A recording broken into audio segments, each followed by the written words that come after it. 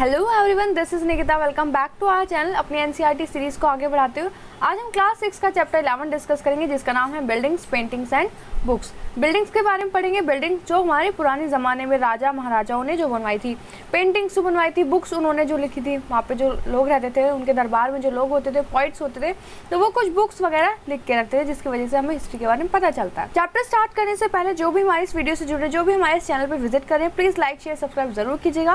Bell icon को जरूर press कीजिएगा ताकि आगे आने वाली वीडियोस की नोटिफिकेशन आपको मिलते रहे। एंड किसी भी चैप्टर में कोई भी डाउट आता तो प्लीज़ कमेंट करके ज़रूर पूछिएगा। प्लेलिस्ट में साइंस के 6th, 7th, 8th क्लास के सारे चैप्टर्स अपलोड कर दिए गए एनसीईआरटी बुक से, तो आप वहां पर जाकर विजिट कर सकते हैं। ऊपर आई बटन में आपको लिंक मिल जाएगा प्लेलिस्ट का, वैसे भी जा सकते हैं एंड अपने क्वेश्चंस, डाउट्स पूछ सकते हैं। तो स्टार्ट करते हैं अपना चैप्टर। एक बच्चा है मारुसामी एंड द आयरन पिलर। तो मारुसामी जो है वो बहुत ज़्यादा एक्साइटेड है। उसका जो ब्रदर है, भाई जो है, उसके व्हील चेयर को एक बहुत लंबे रास्ते से, डस्टी स्टोनी पाथ है, वहाँ से लेकर आ रहे हैं अपने ब्रदर को, दोनों साथ में आ रहे हैं। वो एक्साइटेड क्यों है? क्योंकि उन्हें क्या देखने जाना? कुतुब मीनार। वो कुतुब मीनार देखने जा रहे हैं। और जब उन्होंने कुतुब मीनार को देखा तो उनका एक एक्सपीरियंस जो रहा वो था अनफॉरगेटेबल, मतलब बहुत ज़्यादा अच्छा एक्सपीरियंस रहा उनका। अब यहाँ पढ़ते हैं मेटलर्जी क्या है। तो मेटलर्जी एक टेक्निक है जिसमें एक से ज़्यादा मेटल्स को मिला के एक नया मेटल बनाया जाता है। तो हमने ये हड़प्पा टाइम में भी देखा था कि हड़प्पा के लोग कॉपर का यूज़ करते थे और ब्रॉन्ज का भी यूज़ करते थे। ब्रॉन्ज कैसे बनाया जाता है? कॉपर और टिन को मिला के, है ना। तो while the Harappans belongs to the Bronze Age, their successors belong to the Iron Age. India produced highly advanced types of iron, wrought iron and cast iron. India में आपको एक अलग अलग तरीके के एडवांस टाइप ऑफ आयरन मिल जाएंगे। तो ये कुछ एग्जाम्पल पढ़ते हैं। आयरन पिलर के बारे में कहाँ पर है? मेहरौली, दिल्ली में। Is one of the remarkable example of the skill of Indian craft person. तो ये एक बहुत अच्छा एविडेंस है किसका? इंडियन क्राफ्ट पर्सन जो थे उस वक्त के, उन्होंने जो बनाया हो ना आयरन पिलर। तो इसकी हाइट कितनी है? 7.2 मीटर और वेट कितना है? 3 ton.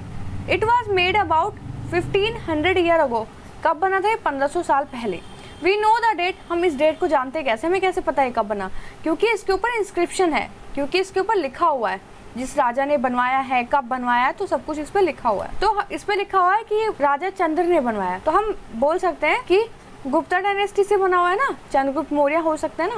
What is the amazing is the fact that was pillar has not rust. एक फैक्ट, अमेजिंग फैक्ट क्या है कि 1500 साल से ऐसे खड़ा है, धूप भी है यहाँ पर, बारिश भी होती है, हवा भी चलती है, लेकिन इस पर कभी भी जंग नहीं लगा अभी तक।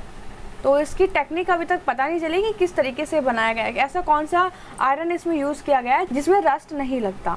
Buildings in brick and stone. तो बिल्डिंग्स जो ईंटों से बनी है, स्टोन से बनी है, उनके बारे में पढ़ेंगे। The skills of our craft person are also appeared in the buildings that have survived such as two. तो ये जो हमारे क्राफ्ट पर्सन थे, तो बिल्डिंग्स की जो नॉलेज है जो अभी तक चल रही है, मतलब जो ऐसी बिल्डिंग्स, ऐसे मीनारे या फिर ऐसे किले बोल सकते हैं जो अभी तक खराब नहीं हुए पूरे, तो वहाँ से हमें कुछ ऐसी नॉलेज मिलती है, पता चलता है कि उस वक्त में जो क्राफ्ट पर्सन थे होते थे वो कितने अच्छे काम करते थे ना, कितना अच्छा बिल्डिंग्स बनाते थे। द वर्ड स्तूप मीन्स, स्तूप का मतलब क्या है? तो ऐसा एक एग्जाम्पल था स्तूप का। तो स्तूप आता है, इस तरीके से बना होता स्तूप, है ना। और while there are several kinds of स्तूप, स्तूप बहुत तरीके के होते हैं, राउंड होते हैं, टॉल होते हैं, बिग होते हैं, स्मॉल भी होते हैं।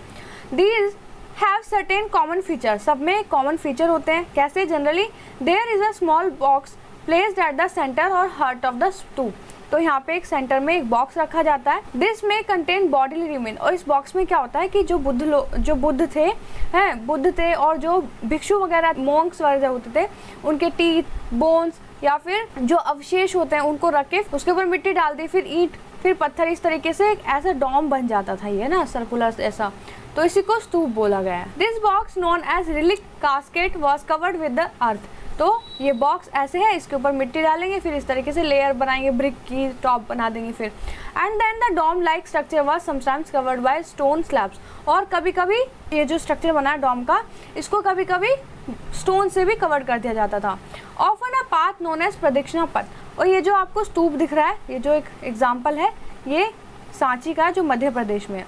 तो ये यहाँ पर एक रास्ता बनाया जाता था, कभी कभी सीढ़ियाँ बना दी ऐसे चढ़ने के लिए यहाँ पर, और फिर इसके आप क्या कर सकते हो? प्रदक्षिणा कर सकते हो, परिक्रमा लगा सकते हो। तो इसको बोलते थे प्रदक्षिणा पथ। was laid around the stoop. This was surrounded with a railing, और रेलिंग से इसको सपोर्ट दी जाती थी, मतलब कोई अगर गिर ना जाए इस तरीके से पकड़ पकड़ के चल सके, तो रेलिंग्स बनाई हुई यहाँ पर। Entrance to the path was through gateway, तो एंट्रेंस कहाँ से होगी, आपकी यहाँ से होगी। Devotee walked around the stupa in a clockwise direction, और डिवोटी जो भक्त वगैरह हैं वो क्लॉकवाइज डायरेक्शन में इसका चक्कर भी लगाते थे। As mark of devotion both railing and gateway were often decorated with sculpture, तो जो गेट है, जो पूरा ये स्तूप है, बहुत सारे स्कल्पचर से डेकोरेट किया गया है। देखिए आप देख सकते हैं यहाँ पे कितने अच्छे अच्छे यहाँ पे स्कल्पचर बना रखे हैं। आगे देखते हैं, फाइंड अमरावती ऑन मैप 7। 105 पे जो आपको मैप दिख रहा है वहाँ पे आपको क्या करना है, अमरावती का एक जगह है वो फाइंड आउट करनी है। This was a place where a magnificent stupa was one exist, जहाँ पर एक स्तूपा है। Many of the stone carving for decorating the stoop were made about 2000 year ago, तो बहुत सारे ऐसे स्टोन की कार्विंग्स, मतलब जैसे कार्व करके तोड़ तोड़ के, पत्थरों को तोड़ तोड़ के बहुत अच्छी फिगर्स बना देते ना, तो 2000 साल पहले की बात है जब अमरावती में जो स्तूप है वो डेकोरेट किया गया है ऐसी कार्विंग्स कर करके। Other buildings were hollowed out of rock to make artificial cave, तो कुछ ऐसे केव्स भी हैं जो बड़े बड़े पत्थर को ऐसे, जैसे ये रॉक है, माउंटेन है, तो ऐसे ऐसे इसमें गड्ढा कर देंगे तो एक गुफा बन जाएगी रहने के लिए। Some of these were very elaborated decorated with sculptures and painting walls, बहुत सारी ऐसी केव्स हैं जिसमें क्या पेंटिंग्स भी की हुई हैं जिनकी दीवारों पर। Some of the earliest Hindu temples were also built at this time, तो यहाँ पे बहुत सारे मंदिर भी बनाए गए। डीटी सच एज, किस किस के, कौन कौन से भगवान के, विष्णु, शिवा, दुर्गा वर वर्शिप्ड इन दिस श्राइन्स, तो ऐसे करके गुफा बना दी और यहाँ पे पूजा के लिए स्थान बना दिया, ऐसे बनाए जाते थे। The most important part of the temple was a room known as garbhagriha, तो टेम्पल का सबसे जो इम्पॉर्टेंट पार्ट होता है, जो मेन पार्ट होता है वो होता है गर्भगृह। गर्भगृह क्या होता है, जिसमें भगवान, जो वो कमरा अंदर जाके जो होता है जिसमें भगवान की मूर्ति स्थापित होती है। It was the priest perform religion, यहाँ पे पंडित होते हैं जो क्या करते हैं, सारी पूजा आरती करते हैं और सब लोग आके यहाँ पे पूजा करते हैं। ऑफन एज द भीतरा गांव अ टावर नॉन एज शिखर, तो ये ऊपर वाला जो पार्ट होता है ना, ये वाला मंदिर का, और फिर ये ऐसे करके मंदिर है, तो ये वाला जो पार्ट है इसको शिखर बोलते हैं। और इसी के नीचे क्या वो कमरा होता है जिसको गर्भगृह, जहाँ पे भगवान जी होते हैं। Building shikhara required careful planning, most temples also had space known as mandapa. अब ये जो शिखर बनाते हैं इसके लिए प्लानिंग्स की जरूरत होती है, प्लानिंग बनाई जाती है तब जाके ये शिखर बनता है। और बहुत सारे ऐसे मंदिर हैं जिसमें मंडप होता है। मंडप क्या होता है, मंडप एक असेंबली हॉल है, जैसे ये यहाँ पे हॉल है, ये गेट है, यहाँ पे लोग बाग खड़े होंगे और अंदर भगवान की मूर्ति होगी ऐसे। ये एक एग्जाम्पल है भीतरे गांव का, उत्तर प्रदेश में 1500 साल पहले ये मंदिर है, ईंटों से बना हुआ मोनोलिथ टेम्पल है। ये मोनोलिथ का मतलब होता है कि एक ही रॉक से बना हुआ, एक बड़ा सा पत्थर है, इसी को तोड़ तोड़ के मंदिर के रूप में दे दिया गया है ना, और कोई इसमें कुछ भी एक्स्ट्रा ईंट पत्थर कुछ नहीं लगाए, बस वो एक पत्थर था उसी को तोड़ के मंदिर बना दिया ऐसे, उसको बोलते हैं मोनोलिथ। मोनो मतलब एक और लिथ मतलब पत्थर। फाइंड महाबलीपुरम एंड आयोल, तो दो जगह मैप 7 पे फिर से आपको फाइंड आउट करनी है। Some of the finest stone temple were built in this town, इस टाउन में बहुत सारे ऐसे टेम्पल्स बनाए गए थे, तो कुछ हमें यहाँ पे दिखा रखे हैं। तो ये कुछ एग्जाम्पल है, आप देख सकते हैं। इसको, ये वाला जो पार्ट होता है इसको बोलते हैं शिखर, अंदर जाके जो मूर्ति रखी जाती है वहाँ पे बोला है आपको गर्भगृह। नेक्स्ट देखते हैं how were stupas and temples built. There were several stages in building a stupa or a temple, बहुत सारी स्टेज होती है एक स्तूपा और बिल्डिंग को, या स्तूपा या टेम्पल की बिल्डिंग बनाने के लिए।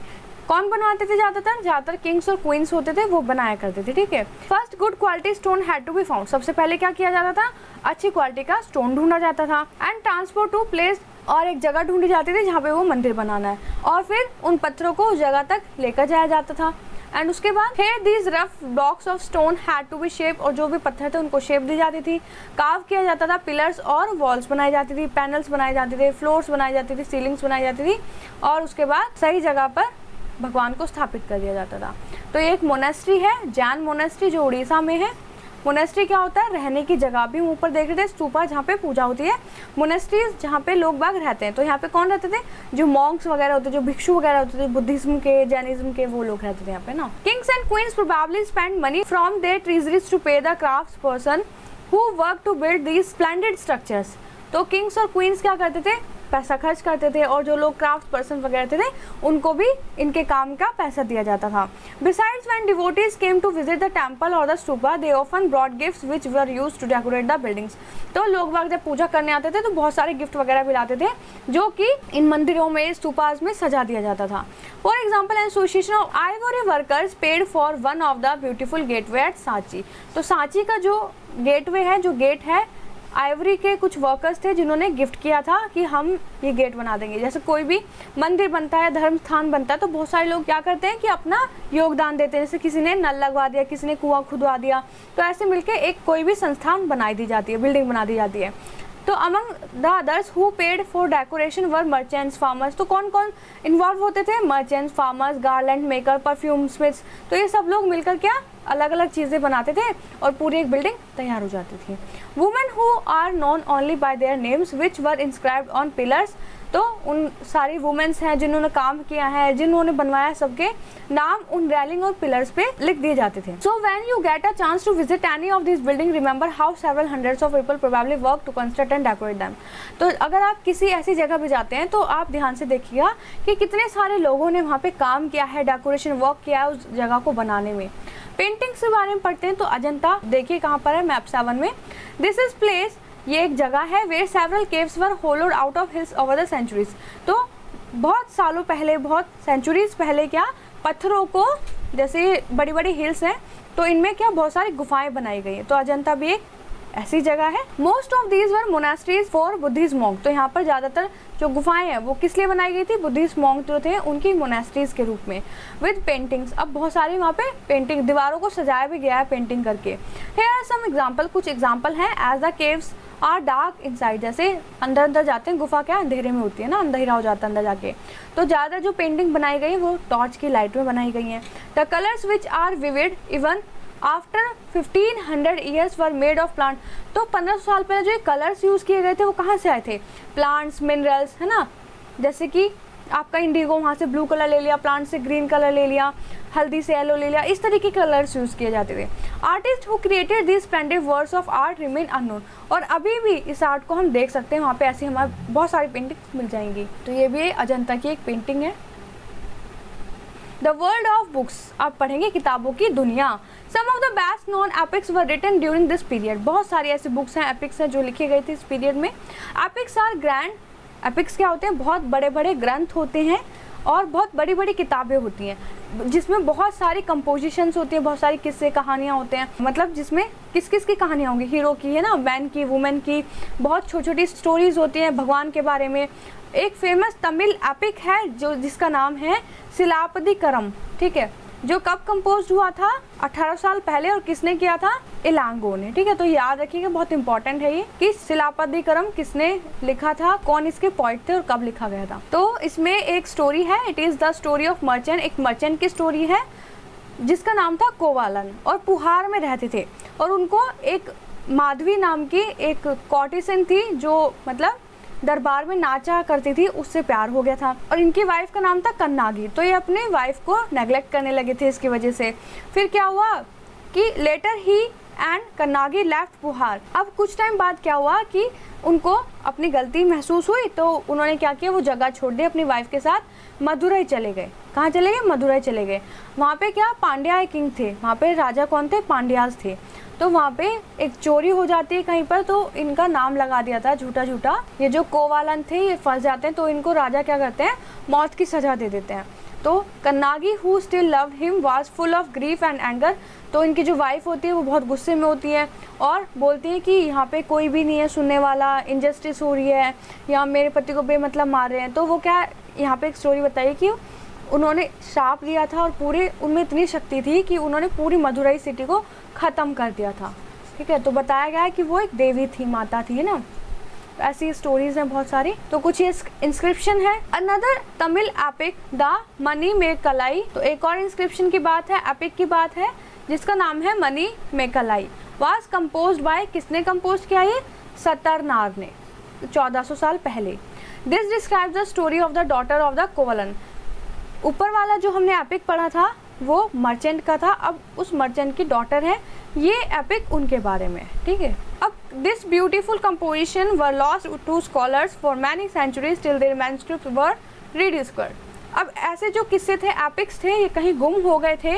जब तक इनकी मैन्युस्क्रिप्ट नहीं मिली तब तक हमें इनके बारे में जानने के लिए कुछ मिला ही नहीं। तो कुछ 100 साल पहले हमें ये मैन्युस्क्रिप्ट मिली, जिसके वजह से हम दोबारा इन लोगों के बारे में पढ़ पाएँ, ये एपिक के बारे में दोबारा हम पढ़ पाएँ। एक और ऐसे राइटर हैं जिनका नाम है कालिदास, जो संस्कृत में लिखते थे। तो चैप्टर 10 में पढ़ेंगे हम अच्छे से इनके बारे में। तो ये कालिदास है। The Meghaduta in which a monsoon cloud in hours from a Meghaduta. तो ये भी किसने, एक पोयम है, कालिदास ने लिखी है, ठीक है। Recording and preserving old stories, record रखना पुरानी उन स्टोरीज का और उनको संभाल के रखना, प्रिजर्व करके रखना। A number of Hindu religious story that were in circulation earlier were written down around the same time. तो बहुत सारे ऐसे रिलीजियस स्टोरीज हैं जो हम आज भी पढ़ पाते हैं, आज भी सर्कुलेट हो रही है ना। दीज इंक्लूड द पुराण, इसमें हम क्या देखते हैं, पुराण है ना, पुराण वाली जो बुक्स वगैरह होती हैं। पुराण लिटरेरी में ओल्ड, पुराण का मतलब क्या होता है, ओल्ड। ये बहुत सालों पहले, हजारों साल पहले लिखी गई है और आज भी हम इन्हें पढ़ते हैं। द पुराण कंटेन स्टोरीज, पुराण में किस किस की स्टोरीज होती है, भगवान की है ना, और माताओं की होती है, जैसे विष्णु, शिव, दुर्गा, पार्वती, इन सबकी स्टोरीज होती हैं। They also contain details on how they were to be worship, उसमें ये भी लिखा होता है कि हमें कैसे इनकी पूजा करनी चाहिए। Besides there are account about the creation of the world and about the kings, उसमें ये भी लिखा है कि वर्ल्ड कैसे बना, दुनिया कैसे बनी और कैसे कैसे राजा आए, राजाओं के बारे में भी उसमें लिखा होता है। Puranas were written in simple Sanskrit verses and were mean to be heard by everybody, तो ये संस्कृत में लिखे जाते हैं और सभी लोग इनको सुनते हैं, इंक्लूडिंग चाहे वुमन हो, शूद्र हो, who were not allowed to study the Veda, तो जिनको पढ़ने की इजाज़त नहीं होती, शूद्र होते थे, वुमेन्स होते थे, उनको वेद पढ़ने की इजाज़त नहीं होती थी, लेकिन वो सुन लिया करते थे। They were probably restricted in temples by priest and people came to listen to them, ये मंदिर में जाने की इनको इजाज़त नहीं होती थी, लेकिन ये बाहर खड़े होकर सुन लिया करते थे। दो संस्कृत एपिक जिनका नाम है महाभारत और रामायण, ये बहुत ज़्यादा पॉपुलर हैं बहुत लंबे समय से। Some of you may be familiar, हम सब लोग इनकी स्टोरीज़ के बारे में जानते हैं, महाभारत और रामायण के बारे में। महाभारत किसके बारे में, कि कौरव पांडव जो कजन्स थे उनके बीच में जो लड़ाइयाँ हुई थी, और this was a war to gain control the throne of the Kurus and the capital Hastinapur. तो ये लड़ाई जो हुई थी वो हस्तिनापुर के लिए, उसको एक्वायर करने के लिए दो कजन्स के ग्रुप्स के बीच में लड़ाई हुई थी। Story of itself was an old one, जो ये स्टोरी बहुत पुरानी है, but was written down in the form of, तो कुछ 1500 साल पहले ये लिखी गई है, लेकिन उससे पहले लोग बाग क्या बोल के गाते थे ना, बोलते थे, लेकिन लिखी 1500 साल पहले गई, मतलब उससे पुराना ही है। Purana and the Mahabharata suppose to have been compiled by Vyasa, किसने लिखे है ये, महाभारत व्यास जी ने लिखी है, और गीता भी, जो हम चैप्टर 9 में पढ़ेंगे, भगवद गीता जो है। अब बात आती है रामायण की। The Ramayana is about Ram, Ramayana किसके बारे में, राम के बारे में है, जो कि कोसाला के प्रिंस थे, who was sent into exile. His wife Sita was abducted by the king. एक किंग थे लंका के जिन्होंने उनकी वाइफ को, सीता को क्या कर लिया था, उन्हें किडनैप करके ले गए थे ना, तो उनका नाम था रावण। तो फिर लड़ाई होती है, फिर वो अपनी वाइफ को वापस लाते हैं, अयोध्या जाते हैं। The capital of Koshala, Koshala की कैपिटल थी अयोध्या, फिर वो वापस आते हैं। Like the Mahabharata this was an old story, ये भी बहुत पुरानी स्टोरी है। तो इसको लिखा किसने, वाल्मीकि जी ने। तो ध्यान रखना रामायण किसने लिखी है, महाभारत किसने लिखी है। आगे देखते हैं stories told by ordinary people, कुछ आम लोगों के बारे में जो स्टोरीज हैं वो देखते हैं। Ordinary people also told stories, जो आम लोग थे वो भी स्टोरीज के बारे में जानते थे ना, पढ़ते थे और गाते थे। Compose poem, song, सैंग, dance and perform place, तो लोग क्या करते थे, गाना गाते थे, नाचते थे, प्लेस परफॉर्म करते थे। Some of these are preserved in collections of stories such as Jataka and the Panchatantra. तो ये प्लेस, ये स्टोरीज जो है वो हम आज जातका या पंचतंत्र के रूप में ही पढ़ते हैं, और ये लिखी भी गई है, बहुत समय से लिखी जाती है। स्टोरीज फ्रॉम जातका were often show railing stupa in painting. तो जातका की जो स्टोरीज है ना, जो स्तूप होते थे, उसमें स्तूप में जो रेलिंग वगैरह है, वहाँ पर जो पेंटिंग्स वगैरह बनाई जाती थी, उसमें भी आप जातका की स्टोरीज को देख सकते हो। ठीक है, अजंता जो एक जगह है वहाँ पे भी आप देख सकते हो, वहाँ पे भी एक स्टोरी है ऐसी, the story of the monkey king. तो स्टोरी के बारे में जानते हैं, ये मंकी किंग की स्टोरी है। एक टाइम था मंकी किंग क्या, who lived on the bank of the Ganga river. तो गंगा के किनारे एक बंदर के राजा हैं, वो रहते थे। तो हिमालय के एरिया की बात है, और कम से कम 80,000 के फॉलोअर्स कुछ ऐसे बता रखा। They fed on the fruit special mango tree. तो कहाँ रहते थे वो, जो बंदर थे वो मैंगो ट्री के ऊपर रहते थे। विच वर वेरी स्वीट, वो जो मैंगो था वो बहुत मीठा होता था। Such exist mangoes did not grow on the plains. जो ये हिमालय वाले मैंगो, हिमालय वाले एरिया में जो मैंगो मिल रहे हैं ना, वो प्लेन्स में नहीं मिलते थे, मतलब और कहीं पर नहीं मिलते थे, समझिए हिमालय वाले एरिया में मैंगो मिलते थे। एक दिन क्या होता है, एक पका हुआ आम रिवर में गिर जाता है और वो फ्लोट करता हुआ तैरता हुआ वाराणसी पहुंच जाता है। तो राजा जी होते हैं, वो नहा रहे होते हैं, नहाते नहाते उनके हाथ में वो आम आ जाता है और उसको टेस्ट करते हैं तो उनको बहुत अच्छा लगता है। वो बोलते हैं कहाँ कहाँ में पता लगाओ, पता चलता है हिमालयस का है वो। तो राजा ने सोचा कि हम क्या करेंगे, हिमालयास पे जाएंगे, वहाँ के सब लोगों को मार देंगे और वहाँ से सारे आम ले आएंगे। अब ये बात ना मंकी किंग को पता चलती है। मंकी किंग मतलब जो मंकियों के, जो बंदर के राजा थे, उनको पता चलती है। तो उन्होंने क्या किया, पेड़ों से अपने आप को जोड़ जोड़ के, मतलब ऐसे एक दूसरे का हाथ पैर पकड़ के एक पुल बना देते हैं, नदी को पार करके फिर वो दूसरी जगह चले जाते हैं। अब सारे बंदर तो चले जाते हैं, लेकिन जो मंकी किंग थे वो नहीं जा पाते, वो मर जाते हैं। तो फिर जब राजा को पता चलती है तो वो बहुत सॉरी बोलते हैं ना, और उनको बहुत बुरा लगता है। तो फिर वो स्तूप वगैरह बनवाते हैं भारू सेंट्रल इंडिया में। तो ये स्टोरी हमें कहाँ पता चलती है, स्टोरी हमें पता चलती है एक स्तूप से जो भारू सेंट्रल इंडिया में है। रिटन बुक्स ऑन साइंस के ऊपर भी उस वक्त कुछ बुक्स थी जो लिखी गई थी। साइंस मतलब आयुर्वेद वगैरह हो गया, या फिर मैथ्स के बारे में, या सोलर सिस्टम के बारे में, इनके ऊपर भी उस वक्त भी बुक लिखी गई थी। This was also the time when Aryabhata, मतलब ये वो टाइम था जब आर्यभट्ट भी थे, जो कि कौन थे, एक मैथमेटिशियन थे और एस्ट्रोनॉमर थे। उन्होंने एक बुक लिखी संस्कृत में जिसका नाम था Aryabhatiyam. He stated that the day, इन्होंने बताया था कि रात और दिन क्यों होते हैं। ऐसा नहीं होता कि सूरज ढल गया तो रात हो गई, सूरज निकला तो दिन हो गया। उन्होंने हमें पूरी थ्योरी बताई कि जब हमारी अर्थ रोटेट करती है तब हमारा दिन और रात होते हैं। और उन्होंने हमें जीरो का इन्वेंशन भी उन्होंने किया। इंडिया में ही सबसे पहले जीरो का इन्वेंशन हुआ।